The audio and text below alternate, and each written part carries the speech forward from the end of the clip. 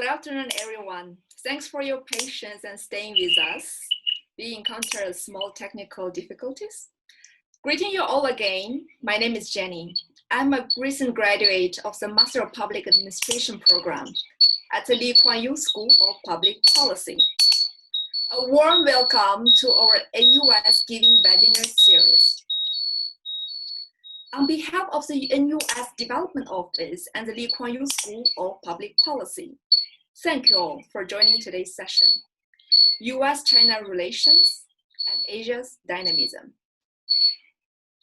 Before we get started, I would like to go over a few items to maximize your enjoyment in today's event. You are joining this event in a listening mode only, so please keep your microphone muted during the dialogue session to prevent any disturbance. During the dialogue session, if you have any question to our speakers, please type them in the chat box and we'll bring it up during this discussion. Please note that we will be recording this webinar, so keep your smile. In today's session, we are pleased to have with us Professor Wang Gongwu, University Professor at NUS Arts and Social Science. Professor Wang is one of the world's foremost experts on the Chinese diaspora. He was awarded the Tang Prize in Sinology for his trailblazing and dissecting insights on the history of the Chinese world order, Chinese overseas, and Chinese migratory experience. Prof. Wang was awarded the Distinguished Service Order at this year's National Day Awards. Congratulations, Professor Wang. Joining the discussion is Professor Danny Kwok. He is a Li Ka-shing Professor in Economics and the Dean at the Lee Kuan Yew School of Public Policy. Prof. Wang and Prof. Kwok will be sharing their views on the US-China relation and Asia's new emerging order. Over to you, Dean. Hello, everyone, and a warm welcome to all to this webinar on US-China relations and Asia's new dynamism. It is an honor indeed to get to sit here with Prof. Wang, one of the top scholars on China and China's history. And I want to use this opportunity for us to step back a little bit from the day-to-day exigencies of dealing with the discussion on US-China relations. Every hour, something new comes across our news feed on what's going on in the world on US-China relations. But with Prof. Wang, we get to develop and have built into our conversation a longer run historical perspective. We get to think about broader, longer term issues in a more strategic way. So Prof. Wang, I would like to open our conversation by inviting you, drawing on your deep learning of China's perceptions and understanding of world order. What are the lessons that we should all keep in mind as we reflect on the sharp polarization that we're seeing in the world now? On the one hand, there are those who are thinking of China as undermining the international system. On the other hand, there's a view that says China is trying to develop win-win strategies to bring about development and prosperity for all. What are the lessons from history that we need to keep in mind to help us navigate and acquire insights in this global conversation? Prof. Wang, please. The story is a very complex one because we're dealing with two extraordinary countries, one with a long history, 4,000 to 5,000 years of considerable continuity, and the other a very dynamic revolutionary force that burst upon the world about 200 years ago, just over 200 years ago, claiming to start afresh with completely new ideas and new principles of governance, of people's participation, of ideas of freedom and a whole set of ideals which will be set into stone, as it were, in their constitution as something to base their whole future on. On the contrary, the Chinese, on the other hand, never quite said it that way. They look upon the world as a place of change. Things always change. In fact, the whole of Chinese history is filled with change, not so obvious to the outside world, but in their own terms, there will be considerable change. Things are moving all the time, almost like it is today. Everything changes. But of course, the speed of change is much faster today than in the past. But nevertheless, the Chinese always live through periods of great change. In change, of course, there's always danger, but also opportunity. This is how the Chinese will see it. Not to fear change, but look upon change, try to overcome the problems raised by change, but always try to find ways and means of building on the change and becoming stronger and better. But it hasn't been a straightforward story. It's been one of so many falls and rises, and rise again and fall again. And if you look at the whole history of how China has looked upon the world outside of China, then you can, I think, identify three distinct periods. One would be the time when they became an empire, a united bureaucratic state with a very centralist government, highly united in the presence of the symbolic presence of an emperor and his court, based on military victory, based on security, strength, and considerable economic wealth as well. And that is the secret of how the empire of Qin and Han was set up. And this lasted for several hundred years. But there were threats, mostly from the west and the north, and they had to fight several long battles. Some of them they lost very badly. Half of the country was taken over by non-Han Chinese. The Han Chinese managed to save part of it and then restored it and then somehow integrated the whole experience into a new empire called the Tang Empire. And that was another period of great success.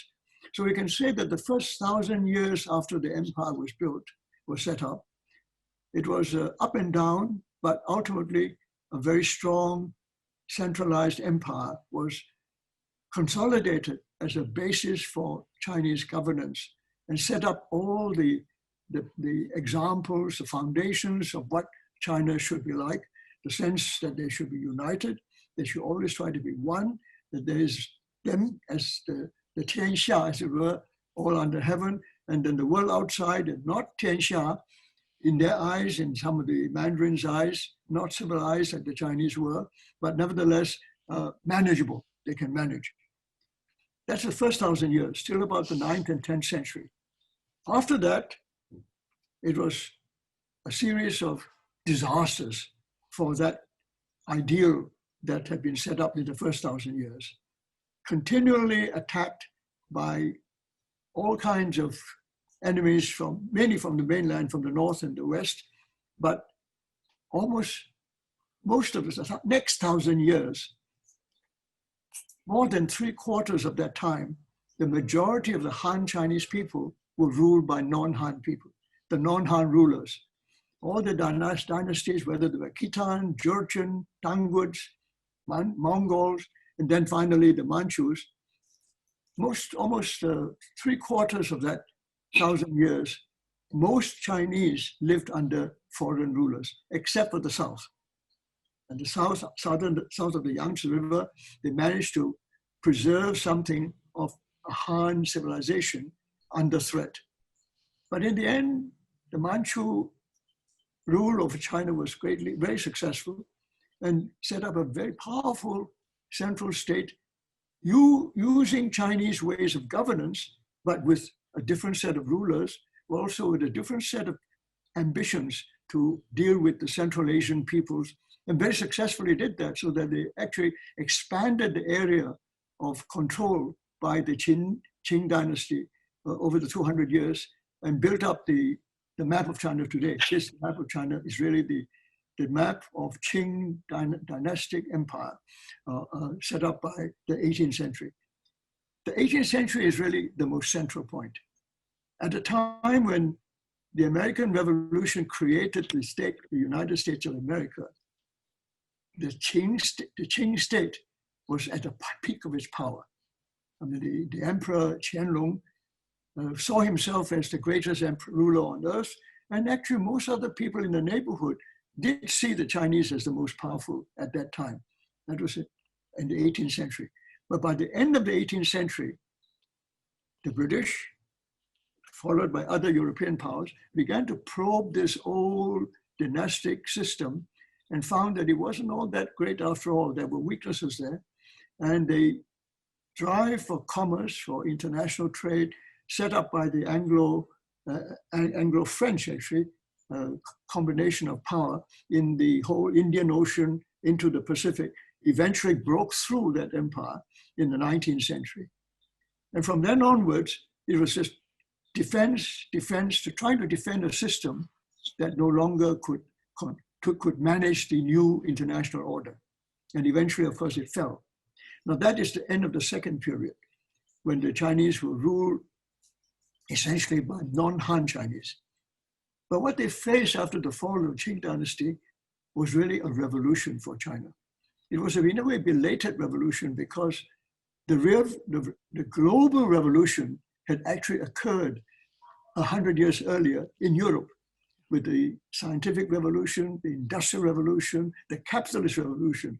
Those three revolutions of the 18th century had created a new Europe and created the United States of America. So the United States of America was a product of something else altogether with a totally different history.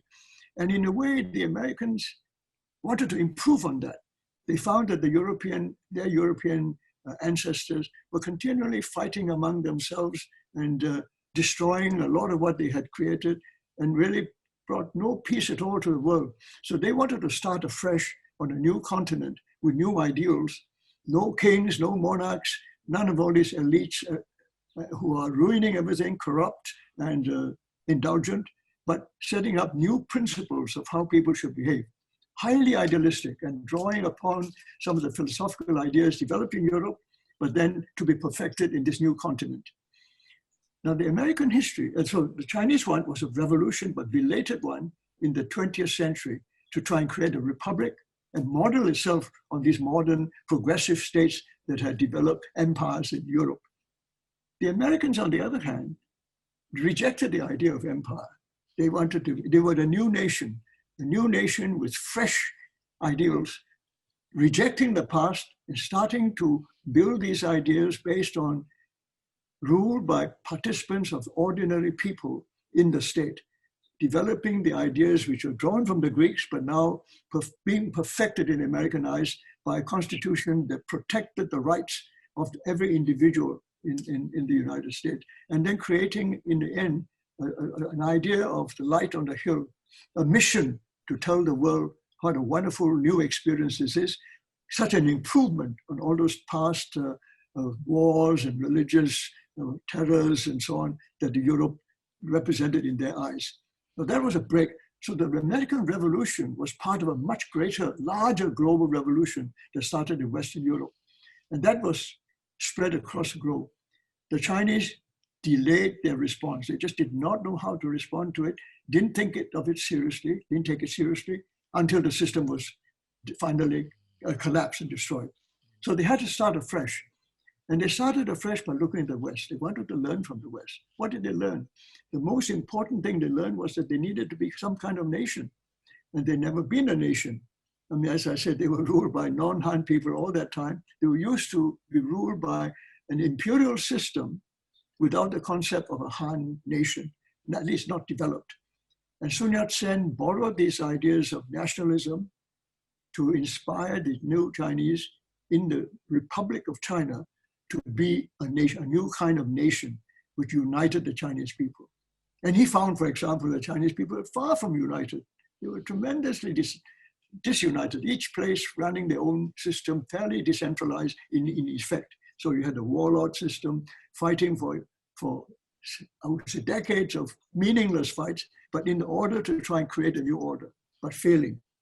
The Kuomintang succeeded for a short while, but very imperfectly. The Japanese invasion reminded the Chinese that they were threatened on all sides. the collapse of the nationalist system succeeded by the People's Republic of China under Mao Zedong. Now that short period by Chinese history, after 5,000 years, less than 100 years, the revolution in China was really tremendously significant. It was a great revolution. In fact, it was the first real revolution in Chinese history since 2,000 years before, when the whole Chinese state was created as a Qin Han Empire. So it took another 2,000 years for the real revolution to occur. But they really found it very difficult to control this revolution because all that time they were insecure. So the attitude towards the West was how to be secure. Two principles, I think, stood out. They must be united as a nation. Now, how do you achieve that? Especially when you were divided ideologically by those who look to the liberal capitalist West and those who look to a new revolutionary spirit, a heresy of the West, the Marxist-Leninist heresy, which was offering from the West. Not only that, to some of the Chinese, also the Nazi fascist alternative. To the Europeans, had actually three sets of models going. But the one that were looking to the liberal West of Anglo-America, and the one that were looking to Germany and Italy, and the one and Japan, and others looking to the Soviet Union, they were fighting to try and create a new system in China. Now, out of all that, of course, they had to deal with the outside world as well. How to deal with it? I mean, they were all divided among themselves. So when the PRC came in, they had the choices were very stark. By that time, of course, Japan had been defeated, so though the third alternative for fascism was out, but between Stalinism, Leninism, and then between the liberal democratic capitalism of the West, the communists won. The Kuomintang failed, partly their fault. They were very corrupt and inefficient, and they failed. And that came about. And then the Chinese found themselves with no choice. Do they go towards, at that point, United States under a very liberal government after Roosevelt and Truman, or to look to Stalinist Russia? When the Korean War started, that stark choice had to be faced. And they made the choice to stand with the North Koreans and the USSR. That choice, of course, divided the world into our so-called the Cold War world of the two systems. Now, we are now inheriting that system. Out of it, of course, certain things have changed, radically changed. The United States became the leader of one world, while Stalin's Russia became the leader of the other world. And the Chinese were really uncomfortable. They didn't want to be part of either world, frankly. They had no choice because of the Korean War to fully take the side of the Soviet Union against what they considered to be a new imperialist strife back under the East Asian mainland. That division has not really been changed that much, because although there were reconciliations, there were attempts to sort things out when Nixon went to China and the United States drew China away from the Soviet Union, which the Chinese readily and happily accepted that opportunity. When they moved out, the new development of US-China relations led to a lot of misunderstandings between the two sides. I think this is where the story really begins. That on the one hand, the United States really wanted to help China in order to fight the Soviet Union, to help make use of China in a way against the Soviet Union, but also in the meantime, hoping that once they woo the Chinese over to their side, eventually China would be more and more like and more accepting of the capitalist system and become at least a country that they could live with and be partners with in the future. I think that the expectation that something could happen, that US-China relations could actually lead to something really globally harmonious, was in the minds of some of the idealistic American leaders at the time. There were others, of course, who were skeptical. But on the other hand, what happened was, to everyone's surprise, the Soviet system collapsed, almost overnight. I think it surprised the Chinese as much as the Americans.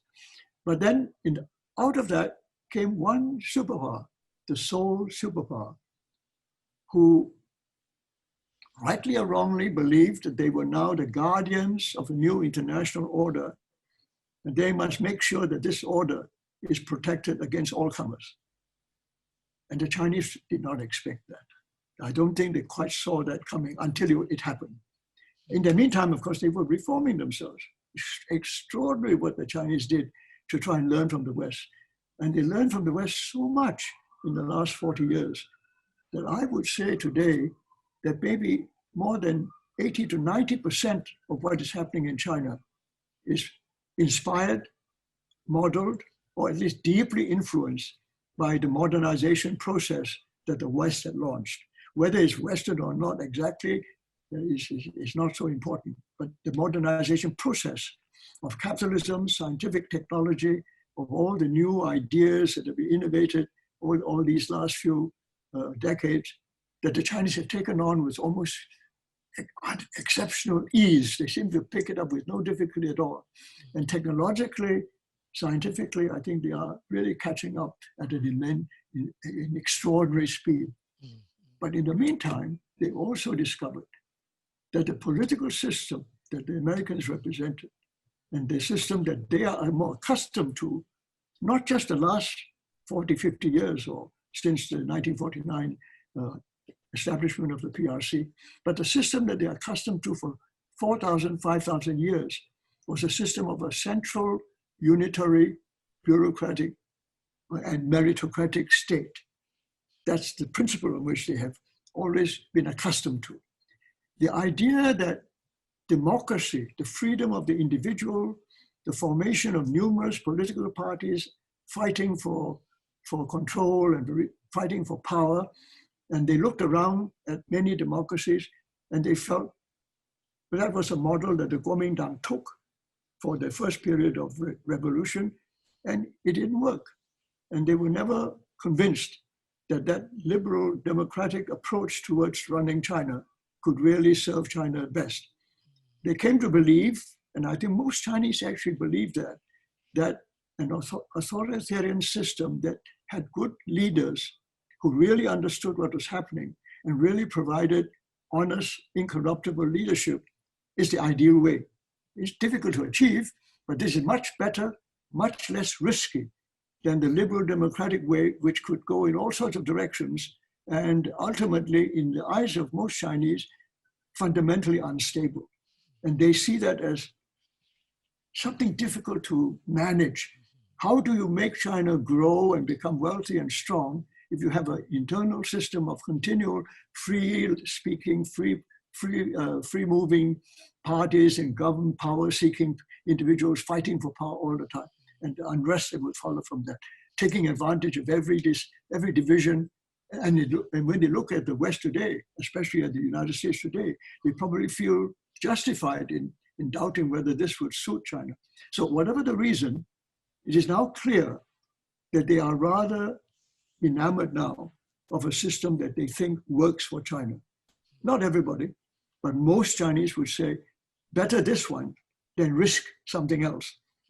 And the United States are tremendously disappointed that what they set out to do, to let the Chinese into this world order, giving them many advantages and allowing them their underdeveloped status for a long time, giving them, allowing them ways of around the WTO rules and so on, that all this was supposed to do something that was help the world become more like the United States, the liberal democratic state. They would develop a middle class, and that the middle class would then do what the middle classes always do, that they would develop a sense of responsibility, participation, political activity, political dedication to reform and change and improvement and so on, and therefore become more and more like a liberal democratic society, at least moving that direction. And what they see is, to them, a middle class that didn't quite respond that way.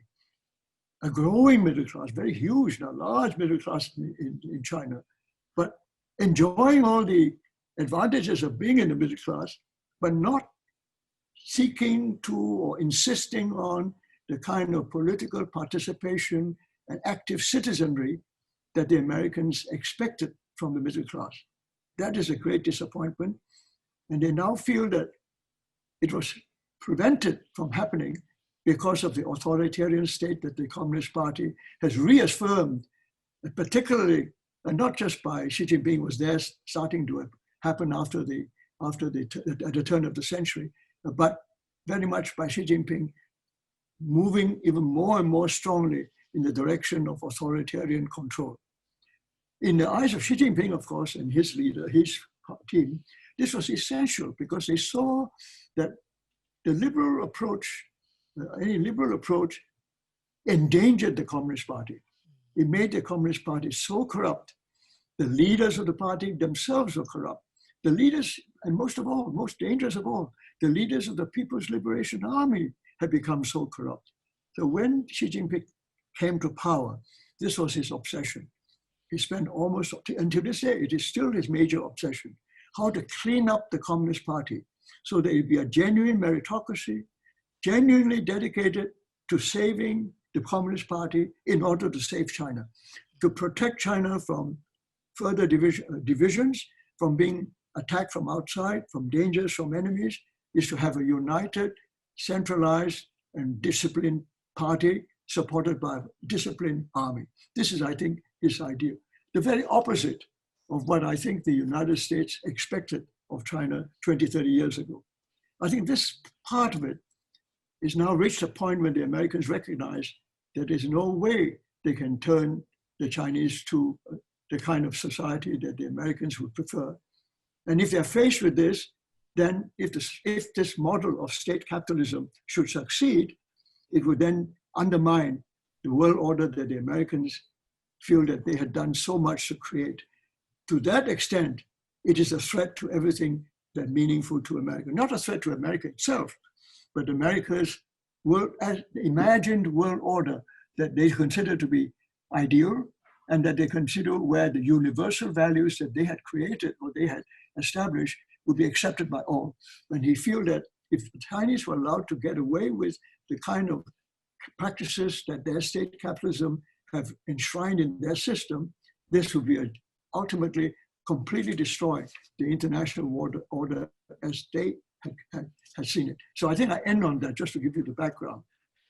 Thank you, Prof. Wang, for that amazing tour of the history of these two great nations, and indeed of world order as determined by this ongoing conversation, ongoing dialectic between the great powers. I had thought that originally you were going to tell us about how China itself views the way in which it deals with other nations besides the United States. And that's a point I want to come back to, because part of our conversation today, I mean, yes, there's going to be US-China relations, but it's also about how the other nations elsewhere in Asia are needing to navigate and traverse this growing conflict that is now a collision in these two strands of ideas that you have outlined for us so well. When you began with the, going back to the very beginning of China, change was a constant because there was constantly evolution, but resilience mattered and unity mattered. And then there was a period when, as you say, for 3/4 of 1,000 years, the notion of Han China was being modified by how they were being ruled by those who were actually not Han, but who came to adopt the norms, conventions, and understandings of Han China. So they actually became one nation through this act over the course of 1,000 years. The third stage that you were telling us about is where sort of, in a sense, the rubber hits the road, the traction begins to emerge, by how this tension, this collision was going to build. And you said, and I want to make sure I understand this correctly for us, that the idea of the modern nation was something that China only more recently came into. While we talk about China's 5,000-year history, the notion of the modern nation is one that China really came into only after the fall of imperial China, only with the rise of revolutionary China and then after that. And the way that happened, the way that that came out then was that 80% of what China's practices, norms are taken from what's happened in the rest of the world, in the West, in the Westphalian notion of the nation state. But China will not take that last 20% step where the individual rights centered liberal democracy approach China now views as ultimately destabilizing for itself and for the Chinese Communist Party. So there, actually I wanted to maybe get you to expand a little bit on this last part of it, because you've already referred to Nixon's going to China, China's coming out into the world after that. So if we remember, if we think back to when Nixon first thought about reaching a hand out to China, so changing, China's history in that process, Nixon's reasoning that he wrote down was that he did not want to see our small planet having to have 1 billion of its potentially most capable people living in angry isolation from the rest of the world. He wanted to bring China onto the global stage because he didn't think that it was a good idea to have in this angry isolation a group of people, a nation, nurturing its own fantasies, cherishing its own hates, threatening its own neighbors. So he wanted to bring China into the international system. And China at that point saw America's extended hand and took that extended hand, reached out, began to develop notions of globalization, export-oriented industrial development, accession to the WTO. So there was this happy combination. If we think about the dynamics they are laying out for us, and here I want to phrase my question. This is a dynamics that we can think of as being an inverted U-shaped over the last 60, 70 years, where there was at first the potential for angry isolation, and then Nixon's reaching out, people extending hands, China's coming out into the world stage, relations actually improving. But then we must have reached a peak of that inverted U-shape because relations now are nowhere near rosy. Relations now are probably at the worst they've been for the last century. Relations now are a point where part of the rhetoric is that there's the cultivation of the view that China is a revisionist power seeking to shape a world consistent with its own authoritarian model, that China is seeking to exercise veto power over the economic, security, diplomatic choices that other nations are making. So we've gone like a full U-shaped tour of US-China relations. And that, for me, I mean, on the one hand, yes, I understand the long-term fundamentals that you've sketched out for us. There's a sense in which there's a fundamental, ultimate inconsistency between an America who feels that it is its job to tell the rest of the world what the right model should be, and a great power elsewhere in the world who's saying, you've got lots of things that we really admire about you, but this last 20%, we're just not going to go near there. That's quite a different model than one that accuses China of undermining the international system. So in your view, was it a fundamental misinterpretation by American geostrategic thinkers when they first reached out to China? Should they have seen the profound inconsistency that you've sketched out for us? Or were there other shocks that were unexpected, different ways in which China might have accelerated its development at a pace that was unexpected, different ways in which China might be seeking technological supremacy now that's surprised America? What were the great shocks in America's view of China over the last 60 years? I suppose, actually, you put your finger right on it. I mean, that last point you made. The Americans succeeded beyond their expectations. The Chinese learned much more than they expected them to learn, and much faster. And the Chinese were completely won over to the idea of globalization and being part of the world. They joined the world much more readily than anyone expected, in a way which is very similar to the Americans. They wanted to be part of everything. In fact, beyond the China's only the past. Never in the whole history of China did the Chinese reach out as far as they have done today. And that is because they've learned from the West. They actually believe that this capitalist, industrial capitalism has created a world that is actually part of the progressive nature of the world. In a sense, the Chinese are the most consistent believers in progress than anybody else today. They, for some reason, they now believe that progress is inevitable, that change is an opportunity for progress, and progress is to be involved in the global economy as it is today. I don't think they want to change the global economy. They are actually doing extremely well from it.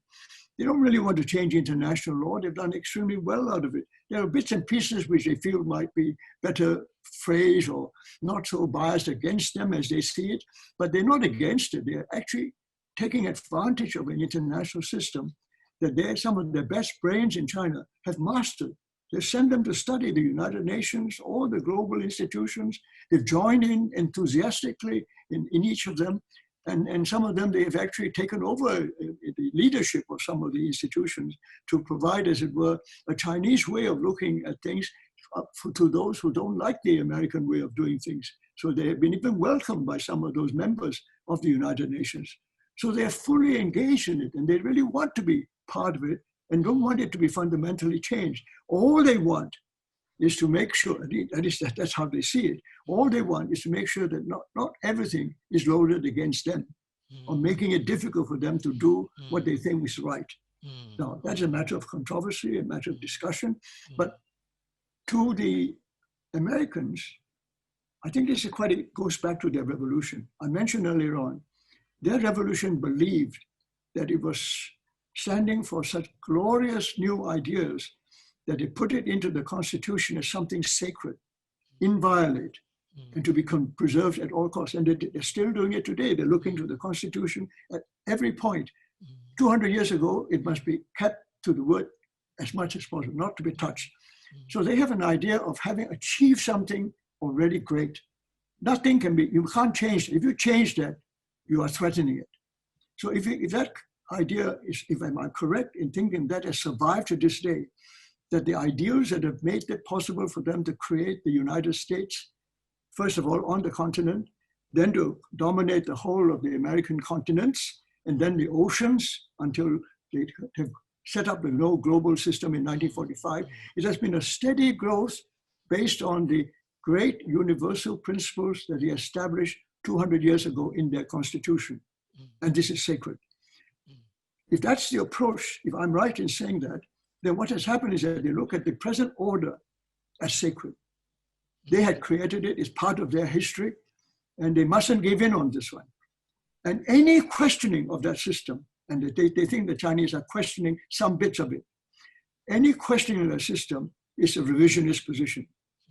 And that cannot be allowed, because once you allow any bit to be questioned, the whole thing might unravel.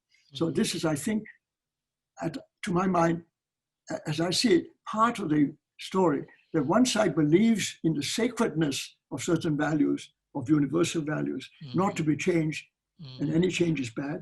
The other side is a history of great acceptance of change. Change is the norm.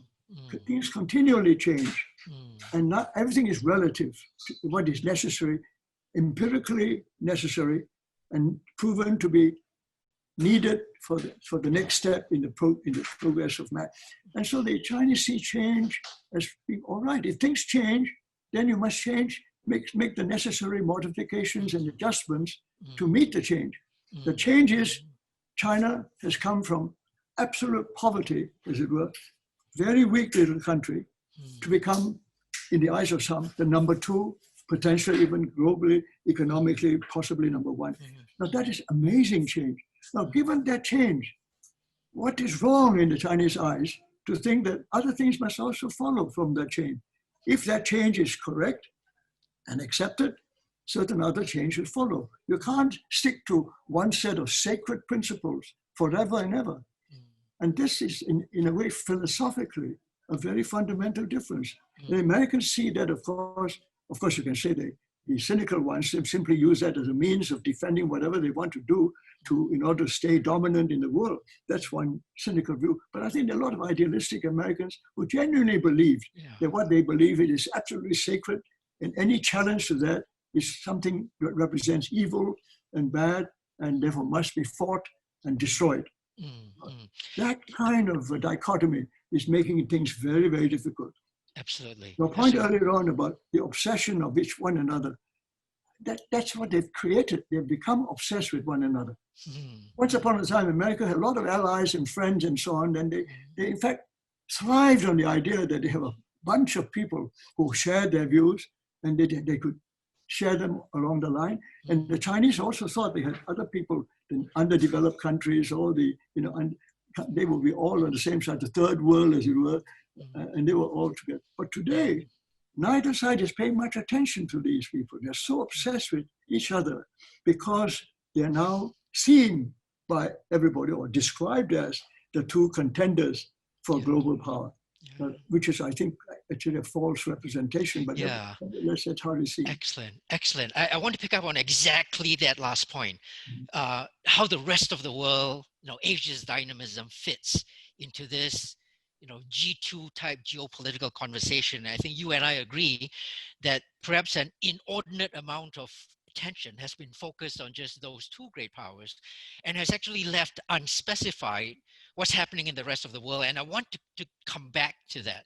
But I want to press you a little bit first, Prof. Wang, before we leave the US-China relation for a time. Because one of the stories that we're constructing in this narrative is one that says, in words that you yourself use, America sees itself as the light on the hill because of its very unique history, its exceptionalism history. And therefore, it needs to continue to make sure that the international system properly reflects those ideals. But the slight caveat I might try and get you to expand a little bit on is perhaps the idea that actually, for a large part of American history, perhaps they did not think that.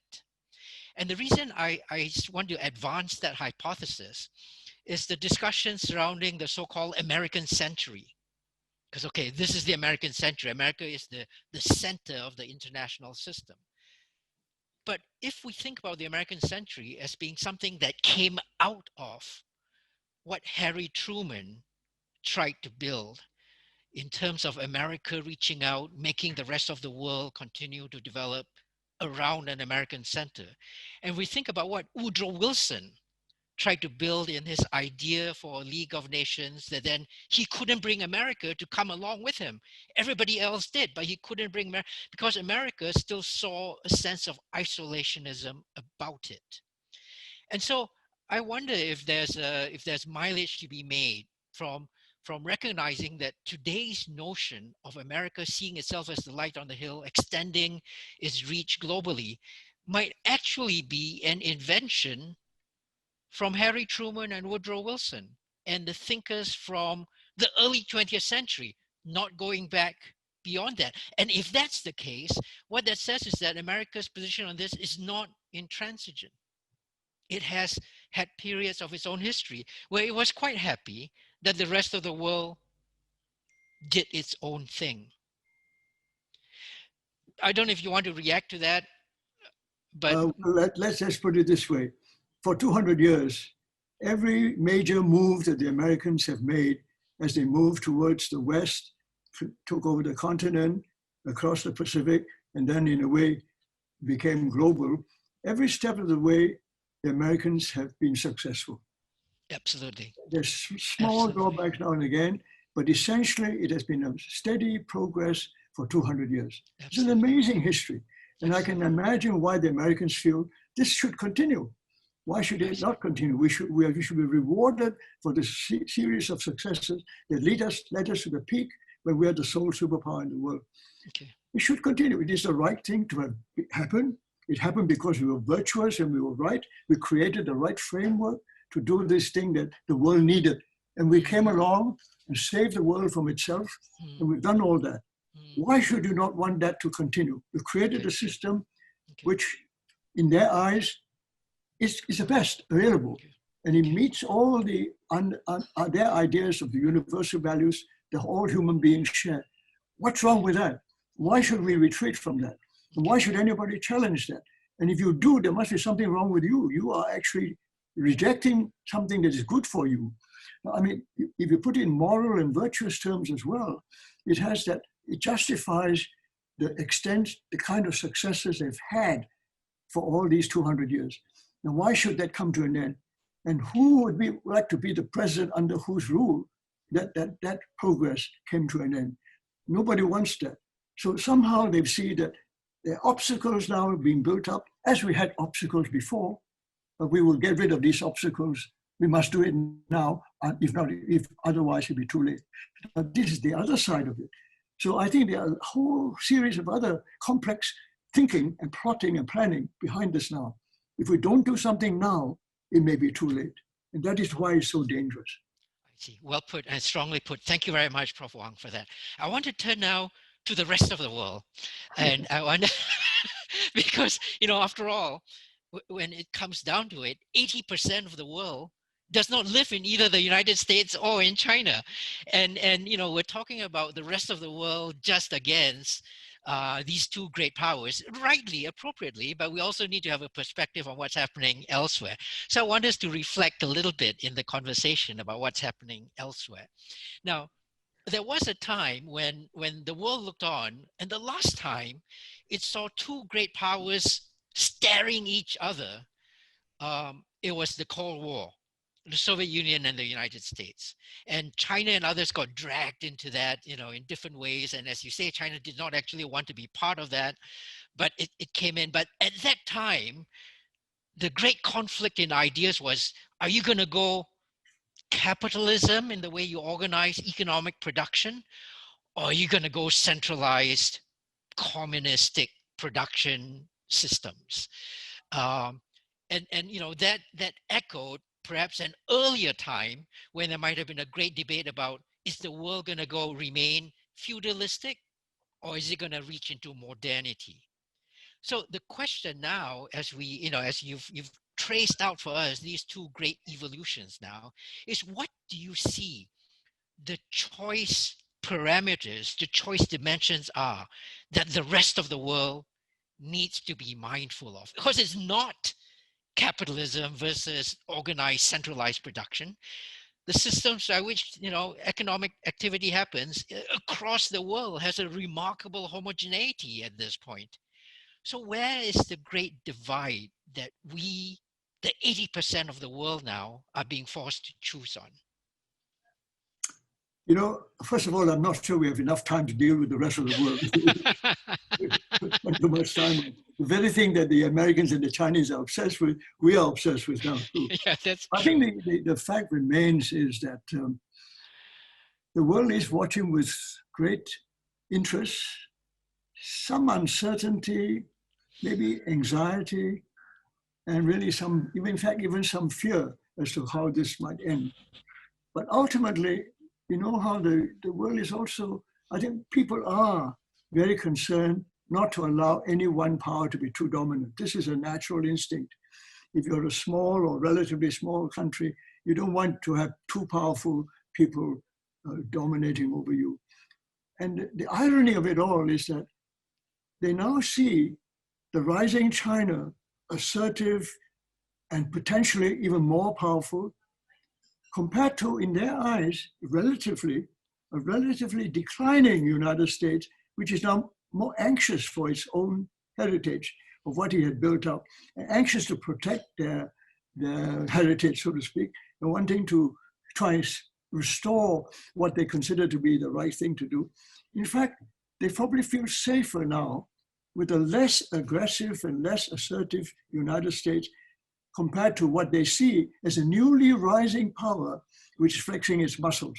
And this is how it could be described. And you can see in the media and in the analysis of a lot of opinion makers and so on, analysis in those terms, that this is new power, rising power, flexing its muscles, ready to challenge the old order. This is Thucydides' trapped idea, but not entirely that. It's always been there. And the other side, the reasonable, satisfied, on the whole contented power, not paying enough attention to some things and therefore losing ground and now losing the capacity to dominate. And in fact, willing to be seen as not dominant, but just wanting to be a senior partner in a whole set of alliances to prevent the whole system from being destroyed by this new rising aggressive power. So the rest of the world are joining in a way, whether they like it or not, are being asked to make the choice. Do you support the assertive new rising power that will become even more dominant? And if you help them become more dominant, you may well be dominated by them in turn. Or do you now see that the power that is in relative decline, needing our help to help shore up the system that seem to work still, and we're not sure we want to destroy it yet. Now, I think this is the kind of way of the choices are being very strange. And you see many countries not really choosing between liberalism and authoritarianism, but neither of which not quite fit what they need. How many countries are totally liberal or totally authoritarian? They all have a real mix. But what they see is that one is up and coming. If we support them, right, yes, we might be on the winning side. But when they win ultimately, we'll be under them. So, but the other side is actually needing us, asking us to help them, to make sure that things don't get worse. And I think these are the choice become very, very transformed by the very nature of that balance. It's not, there's never been a balance. It's always been asymmetrical. And this asymmetry in the eyes of people, they're never quite sure which is going up and which is going down. And that is quite significant psychologically. Very interesting, very interesting. Prof. Wong, I want to build on what you've just said and then lead into a question, a really interesting set of questions that are coming in. So to build on what you said, it is not helpful at this point to try and think about the great choice between the US and China now as in terms of what exactly each side has to offer. Because it's not a choice, as you say, between liberalism, authoritarianism, different modes of economic organization. It's none of that. What it is simply the bare fact of a rising power potentially exercising a less than benevolent hegemony over the rest of us once it becomes the truly established power.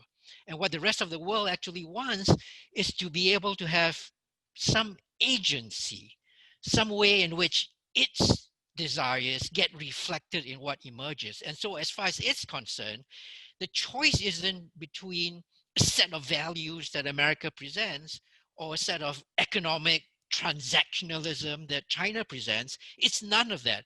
It's simply being able to exercise agency of one's own sovereign nation. That is really what is key.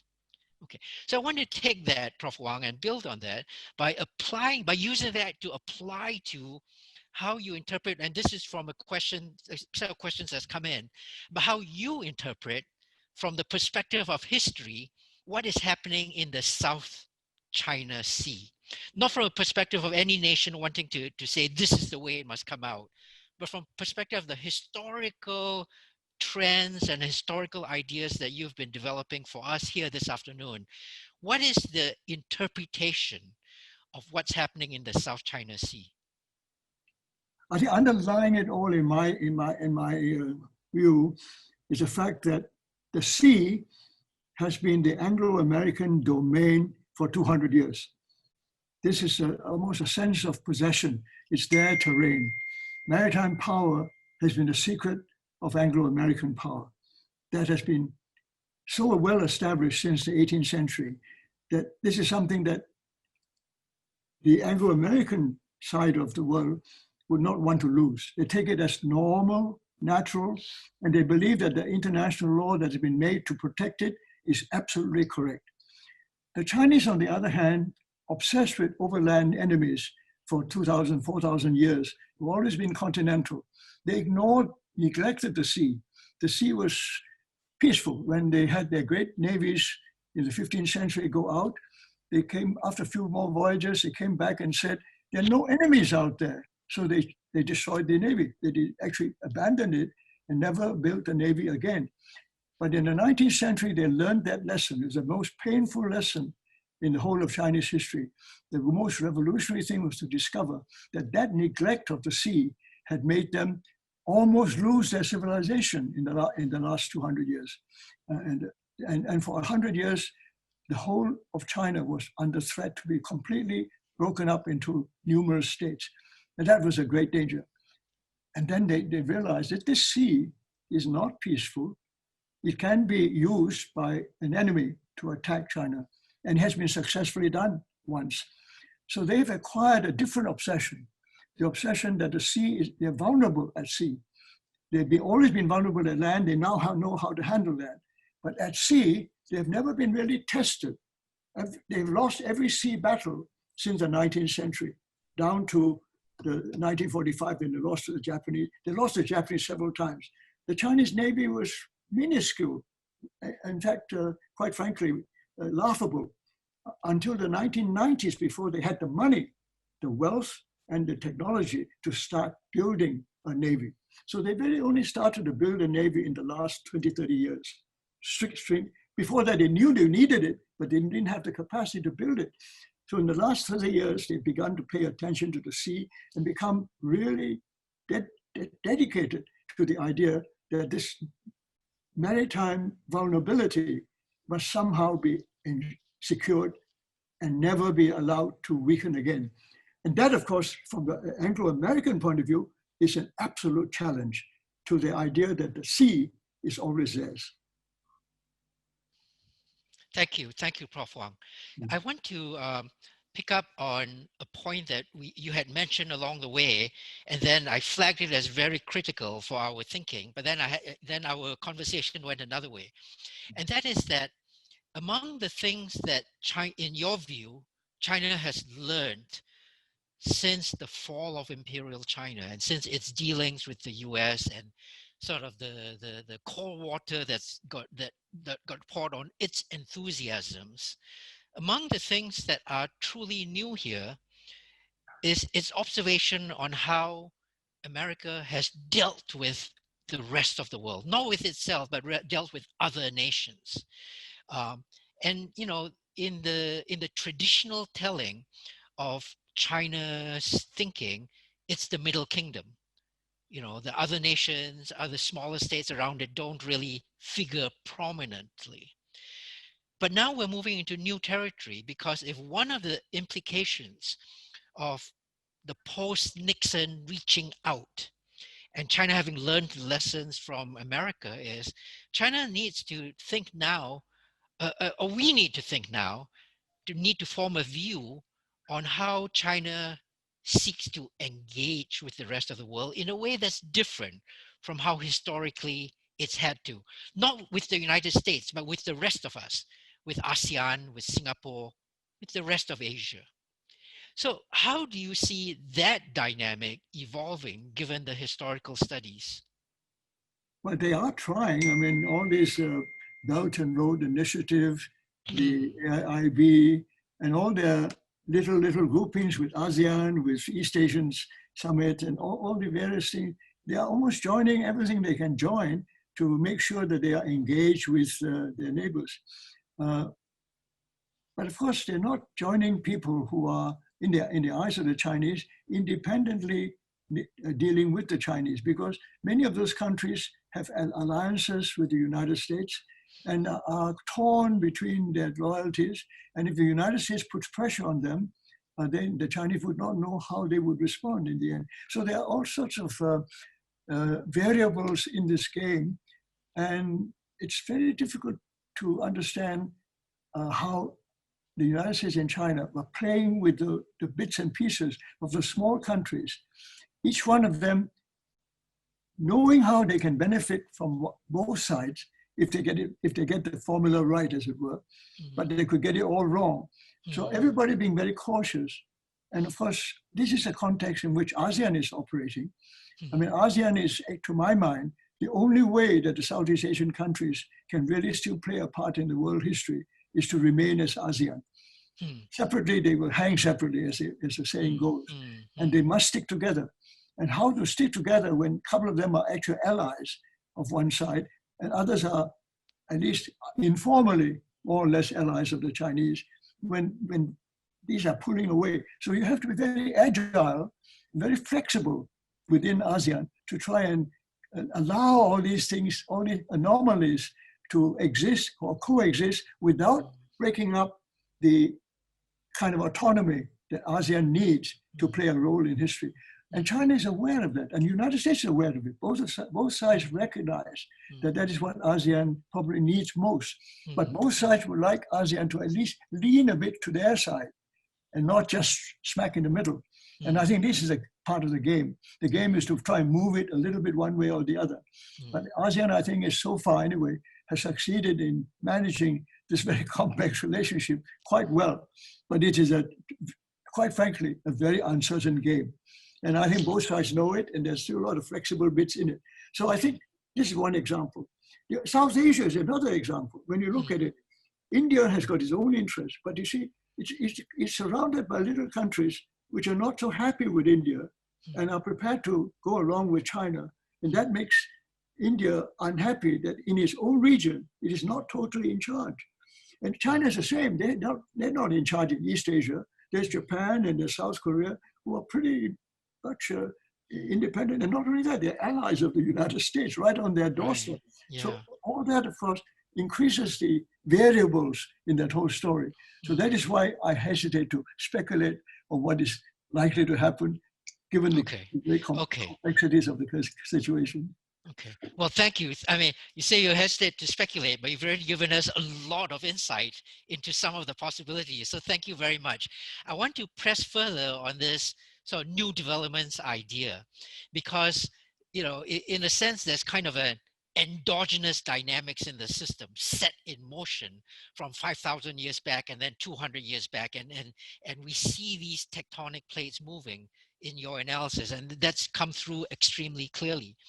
At the same time that all that's happening, there are new shocks that hit the system. One of the new shocks is the one that we've just been talking about, you know, China having to adjust to how this changing configuration of other states in the world. But of course, sitting where we are now in August 2020, one of the largest shocks to the international system has been COVID-19. And you know, this comes through in a number of questions that people have been asking in the chat. How, you know, there's one hypothesis that says that COVID-19 has emphasized for the world the significance of large centralized actions. Okay, it is COVID-19, the pandemic, is not something that individual self-seeking behavior is a best response to. What we need, governments getting together, writing out new rules, new codes of conduct, governments getting together, formulating the public health policies that will help all of us together come out of COVID-19. And in the interpretation of a number of people in the audience, the COVID-19 shock is one that moves us towards greater centralization in government. It moves us away from the liberal, individual rights oriented model of political governance. And so COVID-19 shock is actually moving us Asiawards, it's moving us eastwards, it's moving the political center of the world closer to a system that says, yes, you know, we want individual actions to benefit us when it can, but we're not dogmatic about it. And there are many places when central government has to come in to stabilize the situation, to keep things on an even keel. Does that fit your view of how these great geopolitical trends are going, that COVID-19 is moving us in a very specific eastwards, Asia-oriented, China-directed direction?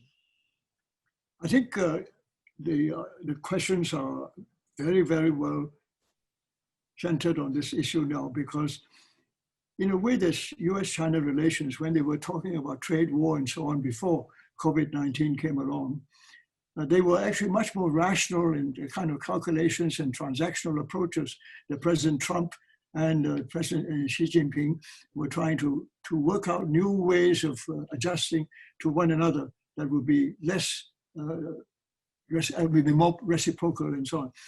But COVID-19 has changed that because it become very obvious that the United States has done very badly in handling this matter.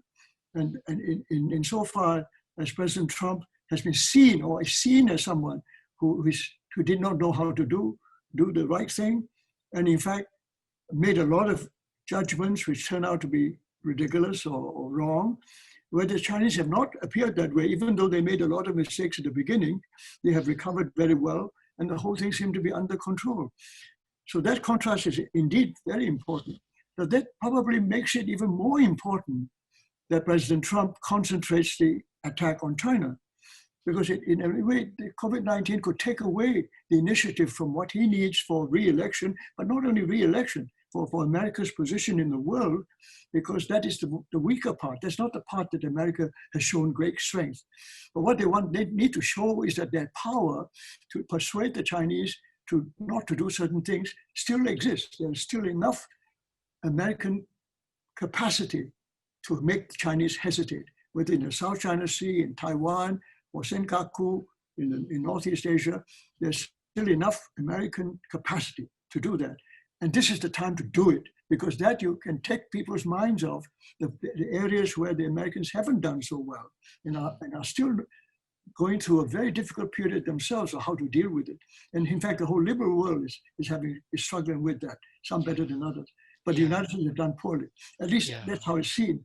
And I think attacking China, concentrating on China, making China the ultimate enemy, the ultimate enemy that would hurt the whole system, not just people's health and pandemics and so on, but the whole system would be undermined if we allowed the Chinese to get away with certain things, especially in the technology.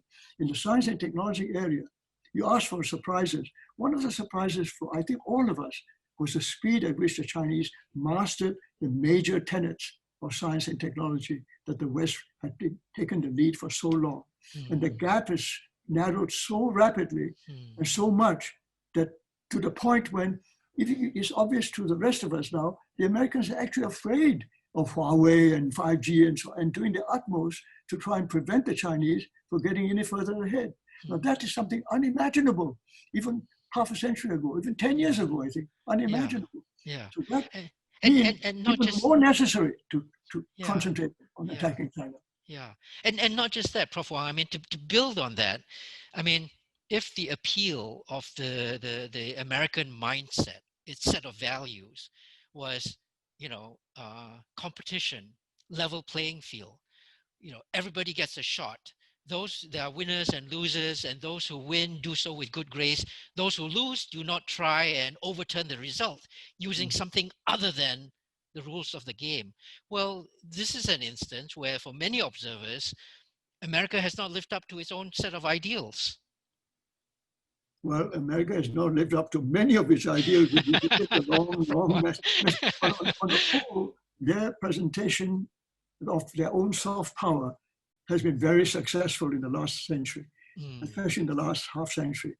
They're now having difficulty, but they've been very successful. In contrast, the Chinese are still learning what soft power really means. And that part of it is still, I would say, an open question. But in general, I would say, neither of these big countries are playing by the rules most of the time. Yes. They all have their own interpretation of where they can go. If they find loopholes, they will use it. And I think most countries do that. And I don't hold that against anybody. I think countries just do that if they can get away with it. Absolutely. I agree with you completely. I mean, and that's how self-seeking, self-serving nations need to advance their own national interests. And this is one of the ways they do this. The only difference is, does a nation use its adherence to those set of rules as a way to make other nations, as a way to appeal to other nations? Does it use that as part of its weaponry? And then when it's gainful not to do so, quietly drop that. And I think it's that hypocrisy, for lack of a better word, rather than full-throated competition, that is one of the critical things here. Prof. Wang, this has been an amazing time I've got to have with you. I'm sure the audience agrees. We've reached the end of the allotted time, so I need to try and wind this down. We've been talking about some really hard issues and some issues that I think on an ordinary day, I might come away feeling very depressed about. But although all of these are very somber, sobering set of ideas, your understanding of the long sweep of history and the way you've described all this actually gives me hope that we will come out of this all right. I mean, there will be difficult times that we will come out of this. I want to mention that among other things of yours that I've been reading, I don't know if the camera can catch this, China Reconnects. Joining, oops, I'm losing it. They're not letting me show this. Joining a deep-rooted past in the New World Order as China comes out of this. And I've learned so much from reading the book, from reading your writings, and from this conversation. I want to thank you so much for this time. Before we leave and I turn back to the MC, I want to give you the opportunity to say if there are 2 or 3 things you want us to remember that will continue to give us hope and insight as the world continues spiraling down this US-China, the deterioration of US-China relations. What do you want us to keep in mind that will give us hope and insight? The one thing that struck me over the last 2 or 3 decades is how large proportion of the world's people are beginning to understand the idea of globalization. Globalization began by very much an elite business. Only the upper classes enjoyed the advantages that globalization brought to us. The middle classes enjoyed it to some extent and also had the capacity to learn about it and appreciate the fundamental advantages of globalization. But until recently, I never had the idea that the ordinary people had a clue of what it meant. And in the last decade or so, even including what happened in COVID-19, if you use it as an example, the way the world has reconnected and connected and interconnected, the way the news is spreading, how something like pandemic can really reach out to everybody. Nobody is exempt from, nobody's free. I think that has led to, I think, as I see it, is an example of there are other things as well, to lead to a sense more and more people in the world are aware of other people in the world. The distances have been brought much closer. The internet, of course, the telecommunications, all the tremendous developments in media technology has enabled us to do this. And the people are using these technologies now in a way that's unbelievable. I mean, children all the way to even the old people like me are learning how to do it. But the young people just master it without any difficulty. And that penetrating into the minds of a whole new generation of people, that they are actually one. No matter who the rulers are, liberal, authoritarian, all these are just frameworks, structures that can be changed if necessary. But if all the people feel more and more that they actually do share the world as human beings, I think that seemed to be now more possible in my mind than it was a few decades ago. I think that is what gives me hope. Excellent. Thank you so much for that, Prof. Wang. A really good note to end our conversation on. Thank you so much on behalf of myself, but also of the audience that we've got here. I'd like to turn back now to the MC, Jenny, to close out the session.